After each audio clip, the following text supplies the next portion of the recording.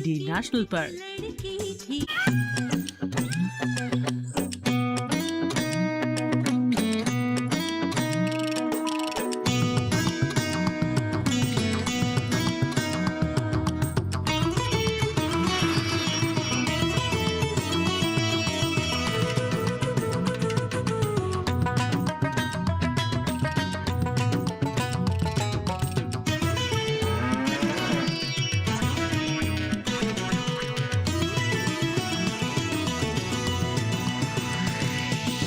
DD किसान, बदलते भारत की शान।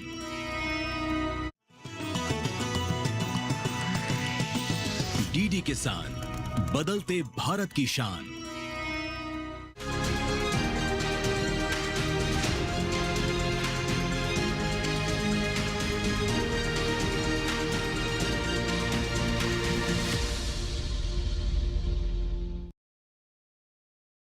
नमस्कार, दूरदर्शन किसान पर आप सभी का स्वागत है। आप देख रहे हैं कार्यक्रम कृषि दर्शन और मैं हूं आपके साथ पुलकित शुक्ला।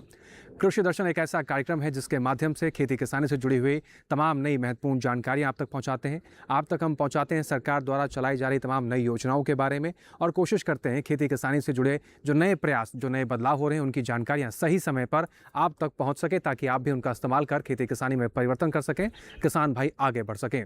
हमेशा की तरह हमारे कार्यक्रम कृषि दर्शन में हम 3 सेगमेंट्स के जरिए जानकारियों का विस्तार करते हैं। हमेशा की तरह सबसे पहले हम बात करेंगे विज्ञान किसान की, फिर बात करेंगे कृषि स्टार्टअप और अंत में बात होती है हमारे आखिरी सेगमेंट फार्मिंग इंडिया की। तो शुरुआत करते हैं आज के कार्यक्रम कृषि दर्शन की। कार्यक्रम में आगे बढ़ते हैं और सबसे पहले रुख करते हैं सम्मेलन से प्रगति की ओर के बारे में।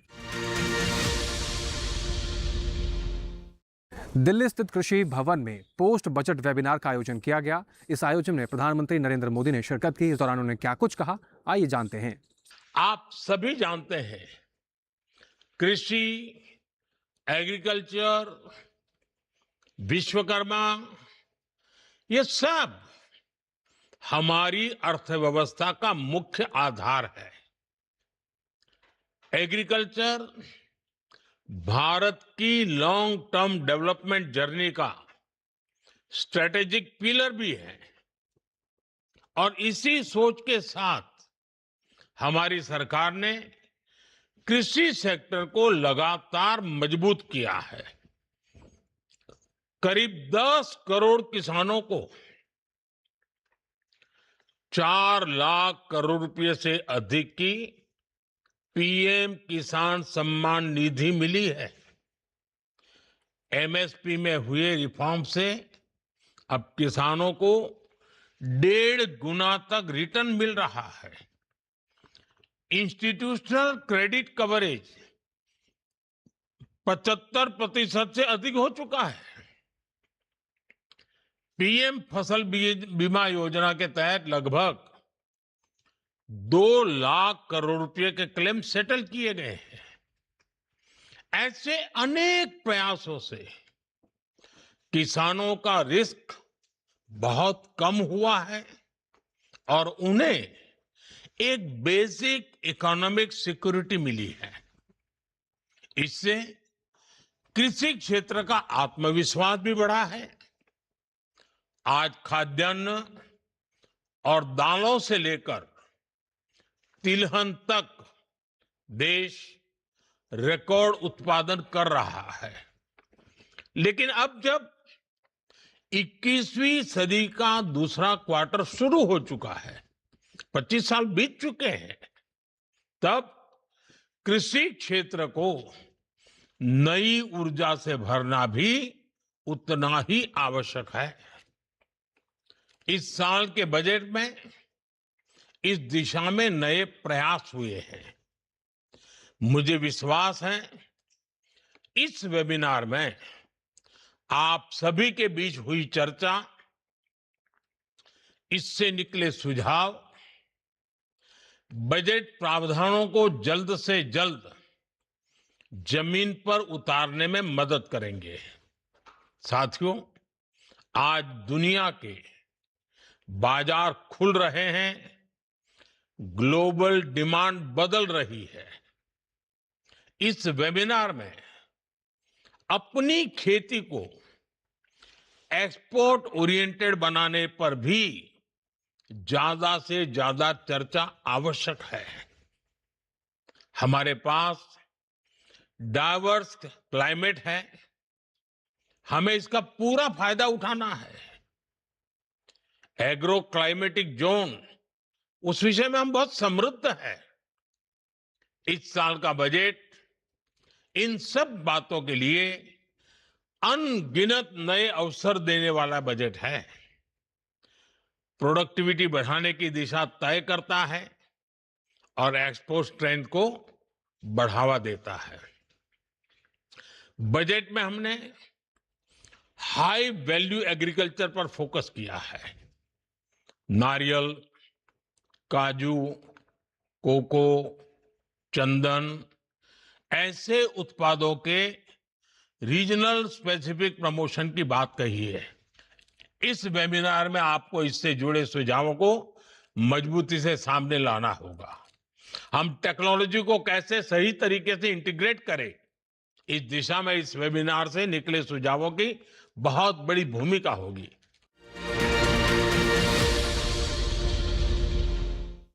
तो चलिए दोस्तों, आगे बढ़ते हैं और अब बात करते हैं अपने पहले सेगमेंट विज्ञान और किसान की।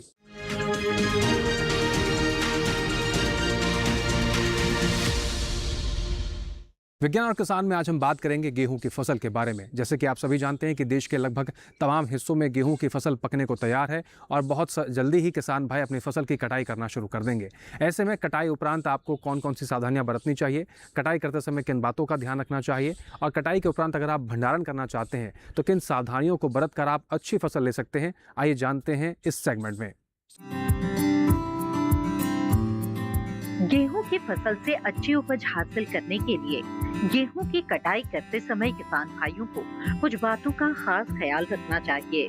जैसे गेहूं फसल की कटाई के कम से कम 15 से 20 दिन पहले खेत की सिंचाई बंद कर देनी चाहिए, क्योंकि कटाई करते समय गेहूं की फसल पूरी तरह पकी और सूखी होनी चाहिए। वहीं मिट्टी में ज्यादा नमी भी नहीं होनी चाहिए। किसानों को गेहूं की फसल तब काटनी चाहिए जब पौधे पीले पड़ जाएं तथा बालियां सूख जाएं। गेहूं की कटाई करने का सही तरीका भी अच्छी उपज दिलाने में मददगार साबित होता है। छोटे खेतों में हाथ या दराते से गेहूं की फसल कटाई आसानी से हो जाती है, लेकिन इसमें ज्यादा समय लगता है। अगर गेहूं की कटाई हाथ से की जा रही है तो फसल के बंडल को 3 से 4 दिन खेत में छोड़ दिया जाना चाहिए, ताकि सूखने के बाद उसमें नमी की मात्रा कम हो सके। वहीं बात करें बड़े खेतों में तैयार गेहूं फसल की कटाई की, तो कंबाइन, रीपर बाइंडर और स्वचालित रीपर जैसी मशीनों का इस्तेमाल किया जा सकता है। रीपर की सहायता से गेहूं की फसल की कटाई करते समय इस बात का ध्यान रखना चाहिए कि किसान फसल को सतह से 4 से 5 सेंटीमीटर ऊपर से काटें। कटाई करने से पहले अपनी फसल की अच्छी तरह जांच कर लें कि फसल कटाई के लिए तैयार है भी या नहीं।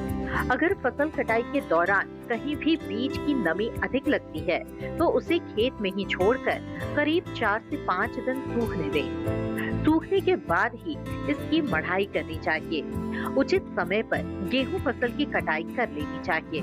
फसल की कटाई में देरी फसल की गुणवत्ता पर बुरा असर डालता है। उचित समय पर और सही जानकारी के आधार पर गेहूं फसल की कटाई करना किसान भाइयों के लिए बेहद लाभकारी होगा।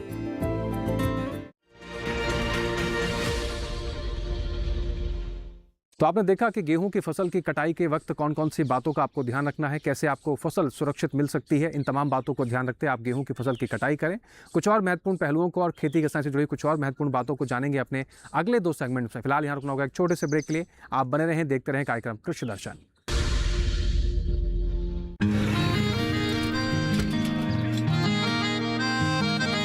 क्या बात है भाई, आजकल तो काफी खुश नजर आ रहे हो। क्यों ना हो, अब मैं ऑर्गेनिक खेती जो कर रहा हूँ ये पूरा प्राकृतिक है, ऑर्गेनिक है। इसमें हमारे खेत, हमारी फसल और हमारी जेब सब फायदे में होते हैं और इसमें लागत भी कम है। जी हाँ, आप भी ऑर्गेनिक खाद का प्रयोग करें, अपनी फसल और मिट्टी को तंदुरुस्त बनाएं और आपकी आमदनी में इजाफा करें। अधिक जानकारी के लिए किसान call centre toll free number 1800-180-155 पर कॉल करें और लॉग ऑन करें kisan.gov.in और farmer.gov.in। कृषि और किसान कल्याण मंत्रालय द्वारा किसान हित में जारी।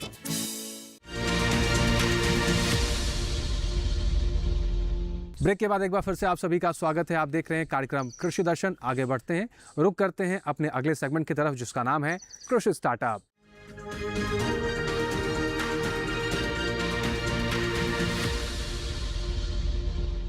कृषि के क्षेत्र में आज के समय में अपार संभावनाएं हैं। उन संभावनाओं को साकार कर रहा है हमारे देश का युवा। कृषि क्षेत्र में नए नए स्टार्टअप आ रहे हैं। उन स्टार्टअप्स के जरिए किसान न केवल अपने लिए रोजगार पैदा करते हैं, बल्कि आसपास के लोगों के लिए भी रोजगार पैदा कर रहे हैं। साथ ही साथ एक सफल किसान के रूप में अपने आप को स्थापित कर रहे हैं। नए युवा, नया जोश, नए विचार और नई तकनीक जब मिलती है तो कृषि स्टार्टअप बनता है। और कैसे कृषि स्टार्टअप कृषि के क्षेत्र में बदलाव लेकर आ रहे हैं, सुधार लेकर आ रहे हैं, आइए देखते हैं कृषि स्टार्टअप की भूमिका कृषि क्षेत्र में कितनी महत्वपूर्ण है। कृषि विज्ञान केंद्र उजवा था, तो मैंने वहाँ जाकर ट्रेनिंग ली। मतलब सब्जियों पे हम कैसे वो बना सकते हैं, इसका अचार बना सकते हैं, सब्जियों का, फलों का हम कैसे मुरब्बा बना सकते हैं, वो ट्रेनिंग ली मैंने जाके। जब ये ट्रेनिंग ली तो मैंने देखा कि ट्रेनिंग के द्वारा हमें सारे प्रोडक्ट कैसे बनाना चाहिए और कैसे उन्हें सेफ रखना चाहिए वो सिखाया। कितना हमें इसमें मात्रा में नमक डालना चाहिए, कितना मसाला डालना चाहिए, कितना तेल डालना चाहिए, कैसे हमारे अचार रुकेंगे, वो सब कुछ ट्रेनिंग में हमने सीखा। हमें मशीनें कैसे चलानी है, जो हमने सीखा। तो हम पहले घर में बनाते थे, ख़राब हो जाते थे हमारे अचार। हम सोचते थे कि इसमें अचार में कुछ डालते हैं इसलिए ख़राब हो रहे हैं हमारे अचार। लेकिन जब हमने ट्रेनिंग ली, उसमें पूरा डाला, जैसे तेल डाला, मसाला डाला, तो हमारे अचार जो ना वही अचार हमारा एक साल यूँ ही टिकने लगा। तो फिर हमने देखा भाई क्वालिटी बहुत अच्छी बनेगी और लोगों की सेहत भी अच्छी रहेगी। तो इस तरह से हमने अपनी जो ना एक मतलब पहले ट्रेनिंग लेके मैंने थोड़ा थोड़ा शुरू करा और एक टेबल से शुरू करा। मैंने टेबल डाली रोड के किनारे, उससे शुरू करा। फिर मैंने जो ना देखा कि मेरे जो ना सारे परिवार भी बेरोजगार है। अड़ोसी पड़ोसी मेरे जो ना पड़ोस में रहती थी महिलाएं, वो सब बेरोजगार हैं। तो मैंने सबको अपने पहले परिवार को मेरे को काम मिला, फिर मैंने अपनी पड़ोस में से महिलाएं बुनानी शुरू करी, उनको भी काम मिला। ये छोटे से मतलब 5 किलो से शुरू करा और आज जो ना मतलब हमारे श्री कृष्ण पिकल्स नाम की कंपनी लगाई हमने और कंपनी में आज हजारों लोग काम कर रहे हैं। तो मैं अपने ही लैंड पर, अपनी ही भूमि पर बिल्कुल प्योर तरीके से सब्जियां और गन्ने का गुड़ का कार्य करता हूं। जो इस समय पे आप ये प्याज देख रहे हैं, ये आलू के अंदर ही इंटरक्रॉपिंग की गई है। जो आलू की गहरी नाली होती है उसमें ये प्याज लगी हुई है और ये पूसा की ही पूसा रेड वैरायटी है, जो निःशुल्क उद्यान विभाग से इसका बीज मिला था, इसी से मैंने इसे तैयार किया है। और जैविक तरीके से केवल एक ही आलू को तैयार किया जा सकता है, ये पुखराज वैरायटी को। ये बहुत कम समय में, कम खाद में ये तैयार हो जाती है। इस समय में जो आप देख रहे हैं पहले नंबर पे, ये केमिकल वाला गुड़ है जिसमें ये कलर आता है और खाने वाला सोडा तब तक लगाया जाता है। अगर आप सल्फर या शक्कर खा रहे हैं तो चीनी में तो एक मानक होता है, उसके अनुसार उसे फिल्टर किया जाता है। अगर शक्कर आप खा रहे हैं चीनी छोड़ करके, तो उससे भी कई गुना जहर खा रहे हैं, अगर आपको असलियत का नहीं पता है। अगर वास्तव में आप ओरिजिनल गुड़ का स्वाद लेना चाहते हैं, अपने स्वास्थ्य को बचाना चाहते हैं, तो आपको सीधे किसान से जुड़ना पड़ेगा, धोखाधड़ी से बचना पड़ेगा। हम गुड़ का अपना काम करते हैं। गुड़ हमारा तो कई तरह का गुड़ है, बिना मसाले का गुड़ है, तिल, इलायची, अदरक। ये किसानों को संदेश देते हैं सभी भाइयों को चीनी से बचें और गुड़ खाएं। गुड़ शक्कर है, खांड है हमारे पास। हम जो गुड़ बनाते हैं अपने ही गन्ने का तैयार करवाते हैं गुड़, उसको मार्केट में लेके जाते हैं। आप खुद भी ऐसा काम करें जो शुद्ध गुड़ आप लोगों को पहुँचाएं।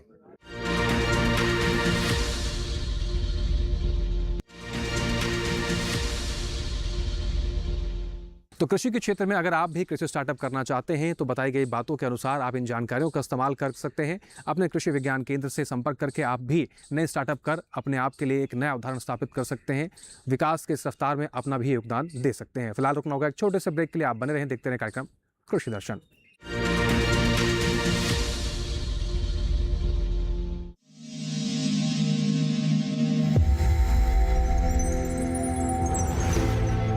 आत्मनिर्भर किसान भारत की शान। उत्पादन में आत्मनिर्भर होने के साथ साथ फसल की कटाई के उपरांत उपज की हानि को रोकने ग्रामीण क्षेत्रों में रोजगार सृजन करने और बीज से बाजार तक के विजन को मजबूती देने के उद्देश्य से 1 वर्ष पूर्व माननीय प्रधानमंत्री श्री नरेंद्र मोदी जी ने एक महत्वाकांक्षी केंद्रीय योजना एग्रीकल्चर इंफ्रास्ट्रक्चर फंड की शुरुआत की। इस आधुनिक इंफ्रास्ट्रक्चर से कृषि आधारित उद्योग लगाने में एक बहुत बड़ा बदलाव आएगा और बहुत बड़ी गति आएगी। साथियों, अब हम उस स्थिति की तरफ बढ़ रहे हैं जहां गांव के कृषि उद्योगों से फूड आधारित उत्पाद शहर जाएंगे और यही तो आत्मनिर्भर भारत अभियान का संकल्प है। एग्रीकल्चर इंफ्रास्ट्रक्चर फंड से पात्र लाभार्थी गोदामों का निर्माण कर सकते हैं, छटाई या ग्रेडिंग इकाई, पैकिंग हाउस, सप्लाई चेन और कोल्ड चेन जैसी सुविधाएं या फिर प्राथमिक कृषि प्रसंस्करण केंद्र की स्थापना कर सकते हैं। इस योजना के तहत पात्र लाभार्थियों को 2 करोड़ रुपए तक के ऋण पर अधिकतम 7 वर्ष के लिए ब्याज में 3% तक की छूट दी जा रही है। ऋण पुनर्भुगतान के लिए 6 महीने से 2 वर्ष तक मोरेटोरियम की सुविधा भी उपलब्ध है। इस योजना ने अब तक सफलता की कई मिसालें कायम की हैं, जैसे कि मध्य प्रदेश के लाभार्थी श्री विपिन त्रिपाठी ने एग्रीकल्चर वेस्ट से बायोफ्यूल बनाने का इनोवेटिव प्राइमरी प्रोसेसिंग सेंटर लगाया है। लोन मिलने की वजह से हम समय पर सारी मशीनों का प्रोक्योरमेंट और सारा सिविल वर्क टाइम पे करवा पाए, जिससे ये प्रोजेक्ट को लगाना संभव हो पाया। राजस्थान के लाभार्थी श्री यशवर्धन मुंद्रा ने सॉर्टिंग एंड ग्रेडिंग यूनिट लगाकर रोजगार के अवसर पैदा किए हैं। कर्नाटक की महिला उद्यमी श्रीमती ममता वी ने प्राइमरी प्रोसेसिंग सेंटर लगाकर प्रगति की नई राह चुनी है। ಸಣ್ಣ ಪುಟ್ಟ ಉದ್ಯಮಿಗಳನ್ನ ಮತ್ತಷ್ಟು ಅಗ್ರಿಕಲ್ಚರಲ್ಲಿ ಹೆಚ್ಚು ನಾವು ಇನ್ನಷ್ಟು ಸಾಧನೆ ಮಾಡಲಿಕ್ಕೆ ಕಾರಣಕಾರಕವಾದಂತ ಈ ಅಗ್ರಿಕಲ್ಚರಲ್ ಇನ್ಫ್ರಾಸ್ಟ್ರಕ್ಚರ್ ಫಂಡ್ ಇಂದ ನಮ್ಮ ಇನ್ನಷ್ಟು ಯೋಜನೆಗಳು ಆಯೋಜನೆಗಳು ಉತ್ತಮಗೊಂಡಿದೆ। राजस्थान के लाभार्थी श्री दिनेश भट्टर ने जीरे की प्रोसेसिंग यूनिट लगाकर आसपास के ग्रामीणों को आत्मनिर्भरता प्रदान की है। महाराष्ट्र के लाभार्थी श्री अनूप कुमार मोहता ने वेयर हाउस बनाकर अन्न भंडारण को सुनिश्चित किया है। आज देश के कोने कोने से किसान, कृषि उद्यमी, किसान उत्पादक संघ, प्राथमिक कृषि सहकारी समितियां, स्वयं सहायता समूह और कृषि उपज मंडियां इस योजना का लाभ उठा रहे हैं।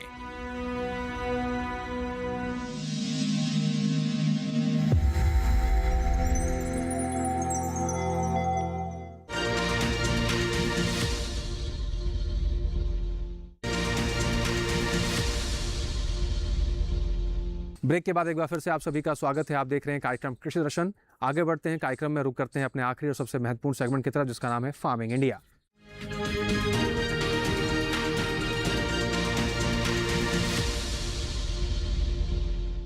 दोस्तों, हमारे देश में किसान को खेती की लागत की जो समस्याएं होती हैं उससे कई बार जूझना पड़ता है।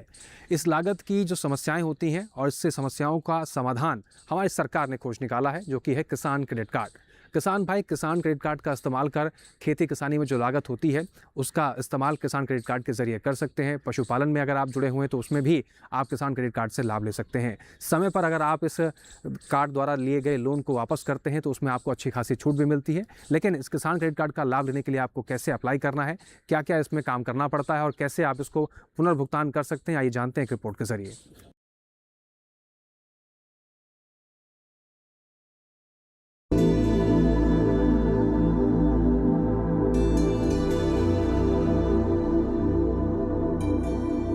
किसान क्रेडिट कार्ड योजना 1998 में शुरू की गई थी।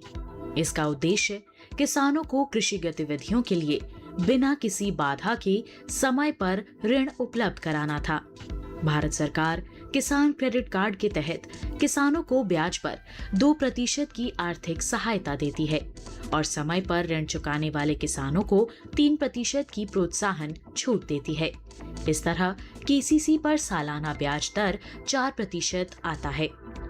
सभी योग्य किसानों को उनके कृषि कार्यों के लिए आसानी से और समय पर कृषि ऋण प्रदान किए जाएं, ये सुनिश्चित करने के लिए सरकार ने किसान क्रेडिट कार्ड योजना शुरू की।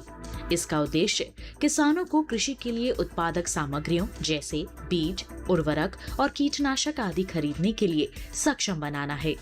सरकार ने किसानों के हित में बड़े कदम उठाते हुए 2019 में केसीसी में ब्याज दर में आर्थिक सहायता का प्रावधान शामिल करते हुए इसका लाभ डेयरी उद्योग समेत पशुपालकों और मछली पालकों को भी देने की व्यवस्था सुनिश्चित की है। किसान क्रेडिट कार्ड के दायरे में किसानों को लाने के लिए फरवरी 2020 से एक विशेष अभियान चलाया जा रहा है। वर्ष 2012 से केसीसी योजना को और सरल बनाया गया है। इसके तहत लाभार्थियों को एटीएम सक्षम डेबिट कार्ड के प्रावधान सहित एक बार में दस्तावेजीकरण की सुविधा, सीमा में निर्माण लागत में वृद्धि और सीमा के भीतर कितनी भी संख्या में निकासी आदि की सुविधाएं दी गई हैं। सार्वजनिक क्षेत्र के बैंकों और नाबार्ड से प्राप्त सूचना के अनुसार इस अभियान के तहत 29 जनवरी 2021 तक देश भर के किसानों को 1.76 लाख करोड़ रुपए की खर्च सीमा के साथ 187.03 लाख केसीसी स्वीकृत किए गए हैं। किसान क्रेडिट कार्ड की वजह से किसान अपनी फसल का बीमा भी करवा सकते हैं, जिस किसी भी कारण से अपनी फसल नष्ट होने पर उनको मुआवजा भी दिया जाता है, जैसे बाढ़ की स्थिति में फसल का डूब के नष्ट हो जाना या सूखा पड़ने पर फसल का जल जाना आदि सुविधाओं में यह किसान क्रेडिट कार्ड बहुत ही ज्यादा काम आता है। इसकी वजह से किसान लाभ उठा सकते हैं। सस्ती ब्याज दर पर लोन उपलब्ध कराने के इस अभियान से न सिर्फ किसानों की आय में बढ़ोतरी होगी, बल्कि इससे ग्रामीण अर्थव्यवस्था को मजबूती मिलेगी और कृषि तथा इससे जुड़े क्षेत्रों में उत्पादन बढ़ेगा। साथ ही हमारे देश के लिए खाद्य सुरक्षा सुनिश्चित करने की दिशा में भी इस मुहिम की विशेष भूमिका होगी।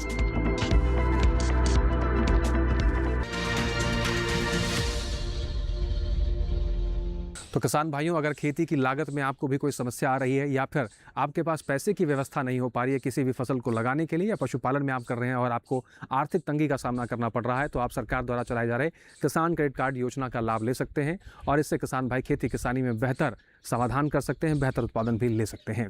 इसके साथ ही आज के कार्यक्रम कृषि दर्शन में बस इतना ही। कृषि दर्शन के इस कार्यक्रम में दिखाई गई हर एक जानकारी से आपको लाभ हो रहा होगा, ऐसे हम उम्मीद करते हैं। अगर आपको इस कार्यक्रम से जुड़ी कोई भी जानकारी, कोई सुझाव आप हम तक पहुंचाना चाहते हैं तो हमेशा की तरह आपको बताएंगे, आप हमें पत्र लिख सकते हैं। पत्र लिखने के लिए हमारा पता नोट कर लीजिए। हमारा पता है कृषि दर्शन, कमरा नंबर 59, CPC दूरदर्शन, खेलगांव, नई दिल्ली 110049। इसके अतिरिक्त आप हमें ईमेल भी कर सकते हैं। आप हमारी ईमेल आईडी नोट कर लीजिए। हमारी ईमेल आईडी है krishidarshan@gmail.com। इसके अतिरिक्त कोई जानकारी आपसे छूट गई है, आप चाहते हैं कि इस कार्यक्रम का विस्तार अन्य किसानों तक हो, तो आप डीडी किसान के यूट्यूब चैनल का इस्तेमाल जरूर करें। आपकी टीवी स्क्रीन पर हम आपको एक QR कोड दिखा रहे हैं, इसको स्कैन करके सीधा पहुंच जाएंगे डीडी किसान के यूट्यूब चैनल पर। वहां पर भी दिखाई गई हर एक जानकारी को आप दोबारा से भी देख सकते हैं और उम्मीद करते हैं दिखाई गई हर एक जानकारी से हमारे किसान भाइयों को लाभ होगा। फिर से हाजिर होंगे कृषि जगत से जुड़ी हुई तमाम नई जानकारियों को लेकर। फिलहाल हमें दीजिए इजाजत, बने रहे डीडी किसान के साथ। नमस्कार।